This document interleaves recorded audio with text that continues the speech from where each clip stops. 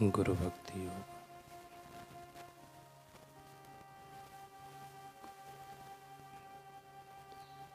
संसार सागर से उस पार जाने के लिए सचमुच गुरु ही एकमात्र आधार है। सत्य के कंटक में मार्ग में आपको गुरु के सिवाय और कोई उचित मार्गदर्शन नहीं दे सकता है। गुरु कृपा के परिणाम अद्भुत होते हैं।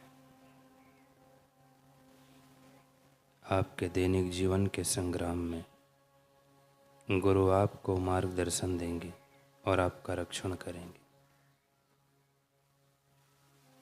अपने गुरु से मंत्र की दीक्षा लो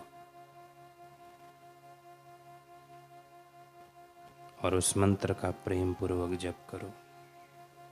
इससे आपको सत प्रेरणा मिलेगी और आप उच्च स्थिति में पहुंच सकेंगे।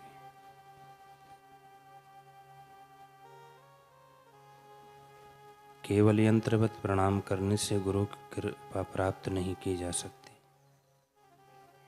वह तो गुरु के उपदेश को जीवन में उतारने से, गुरु मंत्र का प्रेम पूर्वक जप करने से प्राप्त हो सकती है।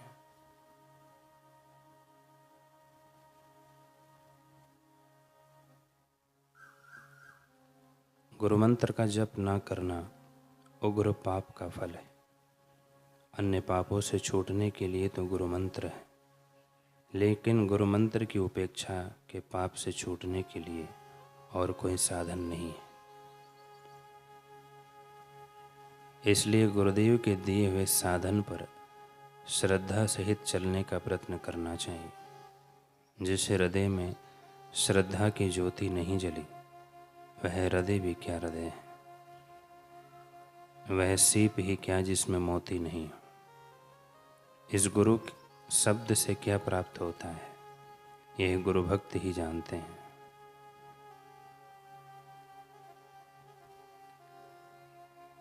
गुरु और शिष्य का नाता एक अलौकिक नाता है,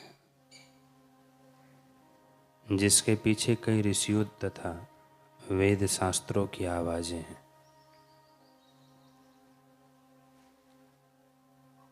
यह एक बड़ा तृण तथा सूक्ष्म संबंध है।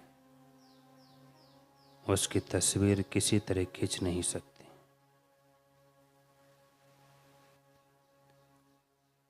क्षमा के साथ ताल्लुक है जो परवाने का।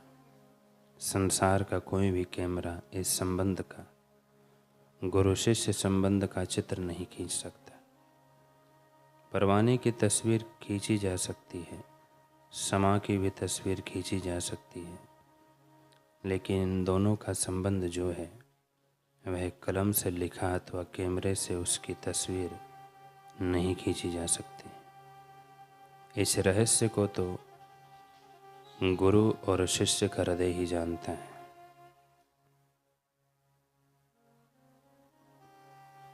जिनका कोई कर्तव्य नहीं, जिन ब्रह्मज्ञानी महापुरुष की कोई जवाबदारी नहीं, जिनको दुनिया के किसी वैभव से खरीदा नहीं जा सकता, जिनके लिए इंद्र का पद भी तृणवत है,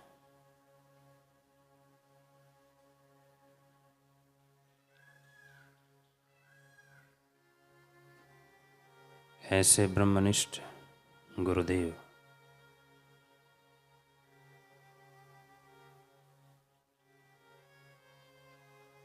हमें कितना बेमाप प्रेम करते हैं।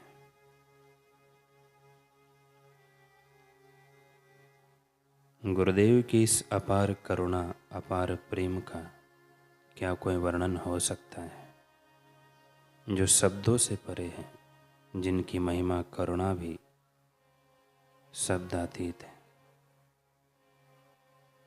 ऐसे पूज्य गुरुदेव के श्री चरणों में हमारे अनंत अनंत प्रणाम है।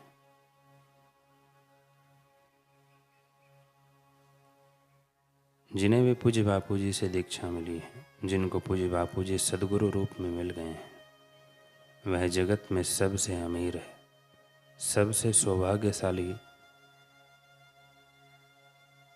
सौभाग्यशाली है। बस साधकों को चाहिए कि ऐसे निर्दोष ब्रह्म में रंच मात्र भी कभी दोष दृष्टि उत्पन्न न होने पाए, स्वप्न में भी ना हो।